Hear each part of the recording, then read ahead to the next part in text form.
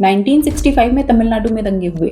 Official figure कहता है कि 60 से 70 लोग मारे गए और इसका रीजन था हिंदी। 1947 में इंडिया इंडिपेंडेंट होता है और कॉन्स्टिट्यूशन डिसाइड करता है कि Hindi will be the official language of the union और साथ में एक क्लॉज भी जोड़ा गया कि 15 सालों तक इंग्लिश भी साथ में चलेगी। मतलब 1950 से 1965 तक एक ट्रांजिशन पीरियड। लेकिन जैसे जैसे 1965 पास आने लगा, साउथ इंडिया में एक फियर स्प्रेड होने लगा और फियर ये था कि क्या इंग्लिश हटा दी जाएगी और सारे गवर्नमेंट काम अब हिंदी में होंगे, जिसकी वजह से तमिलनाडु में स्टूडेंट्स सड़कों पर आ गए। प्रोटेस्ट वायलेंट होने लगे और कुछ स्टूडेंट्स ने तो खुद को आग लगाने की भी कोशिश की, क्योंकि उनके लिए तमिल सिर्फ एक लैंग्वेज नहीं थी, आइडेंटिटी थी। और सडनली उन्हें लगा कि सेंट्रल गवर्नमेंट हिंदी को डोमिनेंट बना देगी। उनका आर्ग्यूमेंट सिंपल था कि अगर government exam, UPSC, central exam सब हिंदी हैवी हो जाएंगे तो तमिल स्पीकर्स डिसएडवांटेज में चले जाएंगे। और फिर डीएमके ने इस इशू को पॉलिटिकल मूवमेंट बना दिया, जिसकी वजह से एंटी हिंदी एजुटेशन मोमेंटम पकड़ गया और रिजल्ट ये रहा कि प्रेशर बढ़ता गया। और फिर 1967 में ऑफिशियल लैंग्वेज एक्ट अमेंड हुआ, जिसमें इंग्लिश को कंटिन्यू किया गया जब तक नॉन हिंदी स्टेट्स चाहें।